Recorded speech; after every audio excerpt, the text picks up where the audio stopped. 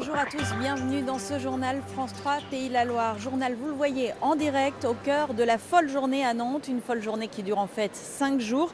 La nature, cette année, est à l'honneur dans la musique classique, la musique lyrique, mais aussi sous des formes un peu moins attendues, comme ces artistes que vous allez voir, les bergers royaux, les tambours du Burundi, dont les rythmes célèbrent les vaches, les semailles, les récoltes.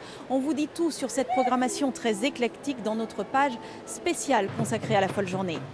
Mais d'abord, le reste de l'actualité dans notre région et cet essai thérapeutique qui avait conduit à la mort d'un volontaire le mois dernier et à l'hospitalisation de 5 autres personnes à Rennes.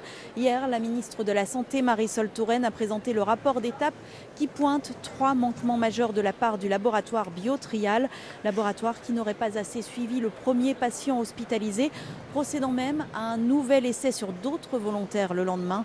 L'accident, enfin, a été déclaré tardivement à l'Agence nationale de la sécurité du médicament.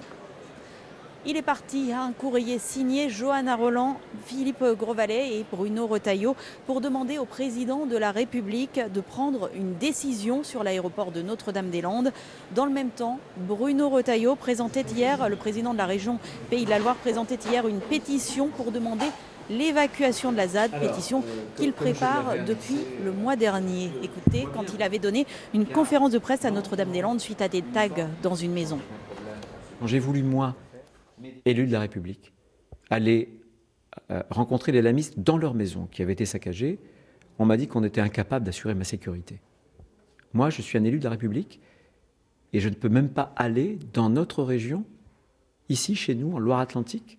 On ne les abandonne pas, on est là, et je pense qu'il faut que de temps en temps, la démocratie, c'est-à-dire la majorité, puisse s'exprimer par des moyens pacifiques, évidemment.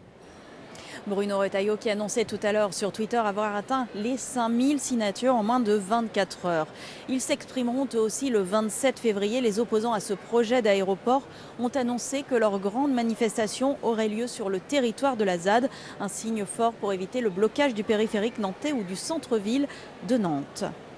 Dans le contexte économique actuel, elle fait figure d'exception. En Vendée, l'usine Michelin de La Roche-sur-Yon veut augmenter sa production, passer de 900 000 à 1 200 000 pneus par an. Pour cela, il faudra demander des efforts aux salariés. Si la plupart ont accepté, un syndicat bloque encore le projet. Élodie Soulard et Damien Ravelot. Mais que se passe-t-il à Michelin, à La Roche-sur-Yon? Depuis quelques jours, les 730 salariés de la seule usine de pneus poids lourds en France ne savent plus qui croire. À la rentrée, doit être mis en place le plan Skipper 360 qui prévoit notamment le travail de 16 dimanches maximum sur l'année. Début janvier, Sud, FO et CFE-CGC ont organisé une consultation auprès du personnel avant de signer l'accord avec la direction. 63% ont voté pour. Ah bah plutôt pour, parce que bien évidemment ça nous crée de l'emploi et puis prolonger en définitive notre travail. Pourquoi vous aviez dit non? Par rapport au changement d'horaire, à la réactivité, pour moi c'est du travail en plus et puis très peu payé. Je préfère évoluer, travailler un dimanche par mois, parce que c'est pas beaucoup, c'est un dimanche par mois, plutôt que de fermer La Roche-sur-Yon et de pointer au chômage. Pourquoi faut dire oui alors? Pour que l'usine continue à vivre, mais on n'en est pas certain. Mais mardi, FO, qui ne souhaite pas communiquer, s'est rétracté. L'accord est donc menacé. Maintenant, on a un revirement de situation d'une organisation qui ne respecte pas un peu ce qui a été dit, ce qui est sorti des urnes. Donc nous, on a toujours dit dans notre organisation qu'on respecterait le résultat des urnes. C'est fait, nous, on a validé l'accord. Les syndicats ont jusqu'à mercredi prochain pour dire s'ils remettent en question l'accord. La direction se dit confiante de l'issue. Le plan prévoit 50 millions d'investissements sur le site vendéen et la création d'une centaine d'emplois d'ici 2019.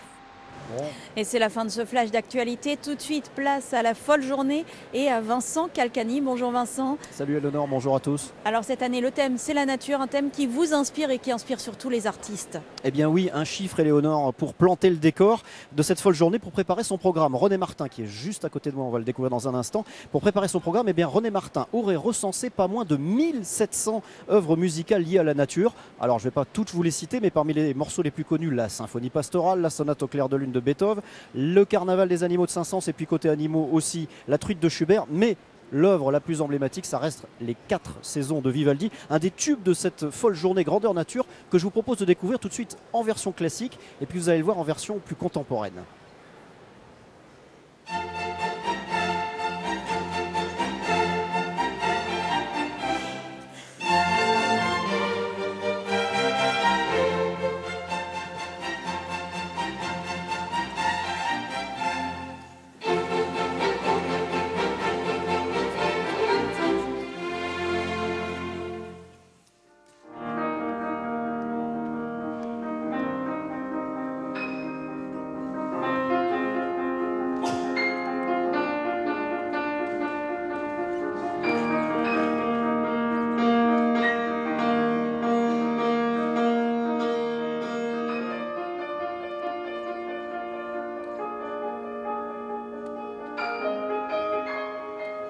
Et voilà les 4 saisons en version classique avec le Polish Chamber Orchestra et Sayaka Soji, j'espère que j'ai bien prononcé au violon. Vous pourrez d'ailleurs les retrouver en concert à la Cité des Congrès à 14h15 cet après-midi.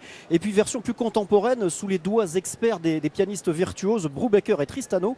Francesco Tristano qui est vraiment un phénomène et que l'on retrouve justement dans une autre création originale, cette fois-ci Time Lapse avec le beatboxer Manso Ezra. On écoute Time Lapse.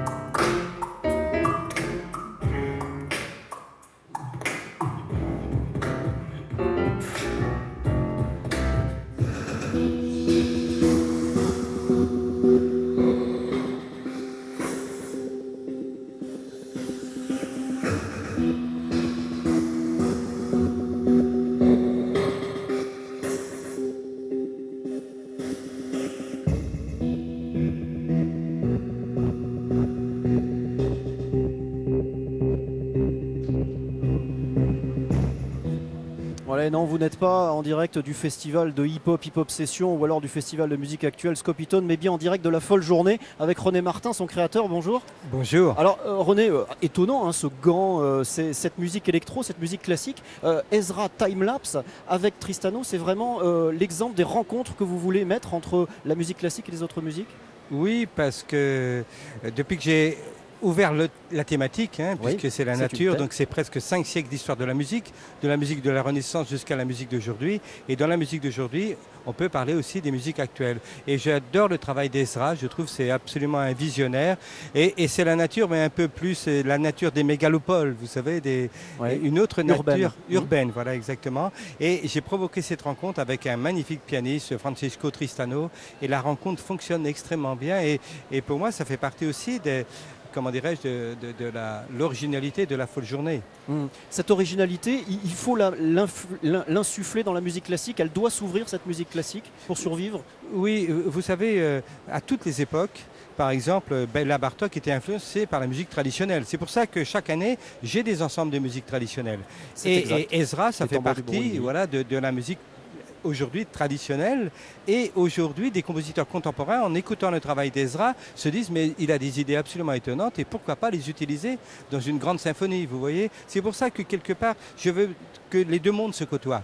Bon, eh bien écoutez, on a parlé de musique, René Martin, on va revenir vers vous du public. Un mot maintenant des artistes, sans qui rien ne serait possible. Je me tourne vers vous, Éléonore, pour évoquer la folle journée de 2 musiciennes d'exception. Oui Vincent, l'une, Claire Désert, fréquente la folle journée depuis une vingtaine d'années. La seconde, une artiste lyrique nantaise, Cécile Gallois-Priol, accompagnée de sa pianiste Laurence Chiffolo, signe sa première participation. L'une va jouer 7 fois en 5 jours, la seconde n'aura qu'un seul passage. Regard croisé, signé Sandrine Gadet et Jean-Pierre Brénuchon. Elle avance d'un pas tranquille et serein dans cette cité des congrès qu'elle connaît par cœur. Claire Désert a participé à 21 éditions de la folle journée et c'est pour cette pianiste un plaisir toujours renouvelé que de jouer ici, de partager avec le public un événement dont les thèmes imposés stimulent année après année sa créativité d'artiste. Ça nous oblige aussi à la fois à donner des choses que l'on a à notre répertoire, bien sûr, mais aussi à aller chercher dans les recoins, peut-être à faire découvrir des pièces. C'est aussi l'avantage des folles journées, avec tous ces concerts, de jouer à la fois des choses que le public attend, mais pas seulement, des choses qu'il pourrait découvrir, et puis nous aussi, que l'on va découvrir. On essaie d'aller voir dans les tréfonds du répertoire. Et on est très heureux aussi, ça nous bouscule un petit peu. Pour la Nantaise, Cécile Gallois-Priol et sa pianiste Laurence Chiffolo, cette folle journée est une première et un honneur, nous confie Cécile, à la saveur bien particulière. C'est toujours un stress supplémentaire de chanter devant des proches, enfin, pas que, mais aussi. Donc c'est vrai que j'ai un double petit stress, mais bon, ça fait partie du métier, on a l'habitude de le gérer et c'est aussi un bonheur.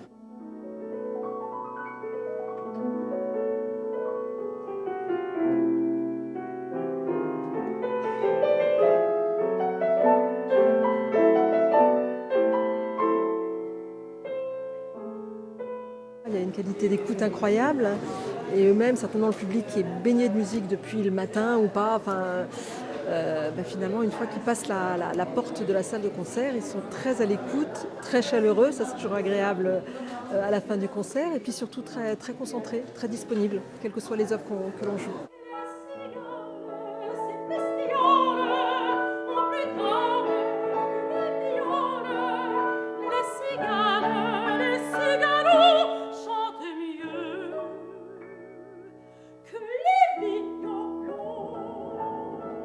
Même si on revient en spectatrice, ça sera différent maintenant, je trouve. Tout à fait. Toi, tu y avais, déjà joué. Je connais l'ambiance, je connais comment ça se passe. Mais on a toujours envie de revenir l'année prochaine. C'est vrai qu'on a l'impression d'avoir été coopté et de faire partie de la famille, ça c'est sympa. La proximité avec le public, son écoute bienveillante. La magie de la folle journée a une nouvelle fois opéré et les unes et les autres sortent galvanisées de leur concert avec une envie commune, prolonger ou réitérer l'expérience. Et pour prolonger cette expérience, je me tourne vers, toujours en présence de René Martin bien sûr, je me tourne vers l'application de la folle journée. C'est une nouveauté, mais je suis un peu déçu parce que je vois justement Clair des Airs et tous les concerts sont complets. Alors je vous en parle quand même en 30 secondes, cette application qui est assez bien faite. On peut voir le programme de chaque journée, René, avec le jour, le lieu, puis une biographie des artistes qu'on va voir parce qu'on ne connaît pas tous les artistes par cœur. Ça marche bien ça, cette innovation? Ça marche remarquablement et c'est grâce à Joëlle Kérivin, la nouvelle directrice de la SEM, passionnée par le digital, et tout de suite j'ai évidemment adhéré puisqu'on utilise beaucoup ces applications et le résultat est formidable. A priori, combien de connexions par jour vous avez déjà? Je crois qu'on parle de 900 connexions par jour. Oui, même plus que ça maintenant, autour de 1500 connexions. Alors ça c'est peut-être un symbole, c'est une info pratique, mais c'est un symbole de l'ouverture aussi vers un nouveau public peut-être que vous souhaitez. Parce qu'il y a une ouverture musicale, on le voit avec la présence de musique traditionnelle, il y a une ouverture aussi vers le public. Il faut renouveler ce public de la folle journée. Oui, je pense que, vous savez, tout d'abord on a eu le public qui aimait la musique classique. Et petit à petit, on a réussi à faire tomber toutes ces barrières. Mais il y a une barrière qu'on n'arrivait pas à faire tomber, c'était le public plus jeune. Oui. Plus jeune. Et là, je pense qu'aujourd'hui, on le voit d'ailleurs quand on regarde la foule, il y a une mixité au niveau des âges qui est extraordinaire. Et je pense que c'est un des paris gagnés de la folle journée. En effet, 12 000 scolaires contre 6 000 l'an dernier. Il faut attirer le public. Le public, justement, est-ce qu'il est venu sur les 160 000 billets? Allez, combien en reste-t-il? Et quelques... Donnez-nous l'eau à la bouche. Alors, il nous reste encore 10 000 billets à vendre. Et là, pour toutes les personnes qui nous regardent, n'hésitez surtout pas, vous pouvez venir, il y a toujours jusqu'à la dernière minute des billets à vendre, on y tient et donc tout est bien organisé pour cela. Parfait, merci René Martin d'avoir répondu à nos questions. Renouvellement du public, on vient d'en parler avec vous René. On va maintenant retrouver Christelle Pinault quelque part dans l'immense cité des congrès à qui je pose cette épineuse question. Alors Christelle, la folle journée, un festival tout public ? Oui, c'est en tout cas la volonté du festival depuis quasiment sa création. Vous l'avez évoqué à l'instant avec René Martin. L'idée, c'est d'élargir le cadre perpétuellement de la musique classique, de casser l'image de l'entre-soi. Et pour ce faire, les organisateurs ont travaillé depuis longtemps sur deux axes. Déjà, la décentralisation des concerts à l'extérieur des murs de la cité, en région bien sûr depuis 12 éditions, mais aussi dans les quartiers excentrés, les hôpitaux, les prisons. Et cette année aussi dans la serre du Jardin des Plantes, pour ne citer évidemment que quelques-unes des initiatives mises en place. Cette année, vous l'avez dit aussi, 12 000 scolaires de la maternelle au lycée. C'est 4 000 de plus que l'année dernière parce que les jeunes oreilles sont très perméables aux propositions musicales et elles s'éduquent très bien.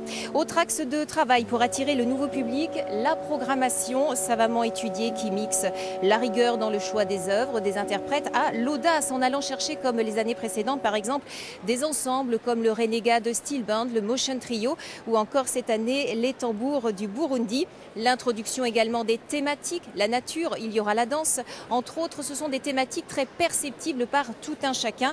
L'idée est bien de projeter les thèmes classiques, les œuvres classiques dans la contemporanéité, de bousculer ce qu'on appelle les codes. La folle journée joue donc sur l'acculturation progressive, le mélange des genres et ça c'est un très beau programme. Merci Christelle. Eh bien, on retrouve le bousculeur d'habitude, René Martin, pour une question, puisqu'on vient de l'entendre, Christelle nous en a parlé. Alors l'an prochain, ça va être la danse et le rythme. Oui, exactement. Ce thème extrêmement riche, puisque vous avez... Et là, la présence de la musique traditionnelle sera aussi très forte, puisque quasiment toutes les danses ont été utilisées dans la musique savante. Bach, le premier, vous écoutez toutes les œuvres de Bach, quasiment c'est que des mouvements de danse, des gigues, des menuets, etc., jusqu'à la musique d'aujourd'hui, jusqu'au grand ballet classique, mais il y aura beaucoup de surprises. Bon, et bien ça vous savez faire, comme on dit, un teasing maintenant. Merci René Martin.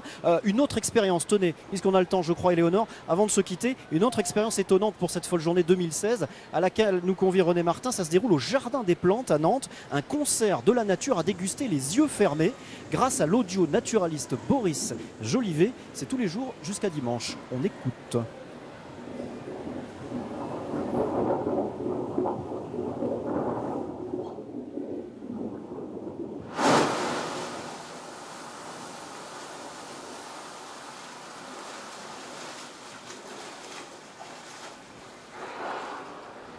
Éléonore reprend. Eh bien, merci Vincent Calgani de nous avoir fait vivre cette page spéciale en direct depuis la folle journée. Merci à votre invité, René Martin. C'est la fin de ce journal. On se retrouve ce soir également en direct, ici même pour votre 19-20 depuis la folle journée. Notre invité sera Ezra, l'une des sensations, on l'a vu tout à l'heure, du festival. Rencontre détonnante de l'électro, du beatbox et du piano. Demain à 11h30. Hubert Reeves, l'astrophysicien qui a mis en musique la création de l'univers. Rien que ça sera l'invité exceptionnel de l'émission La Voix est libre. Vous pouvez également revivre toute cette folle journée sur notre site internet France 3 Pays de la Loire. Et nous allons nous quitter dans un instant sur une parfaite illustration de cette diversité qui incarne aussi cette folle journée. Duo de vielle et luth chinois. Ils jouent demain, dimanche et aujourd'hui. Il reste des places. Passez une excellente journée sur notre antenne.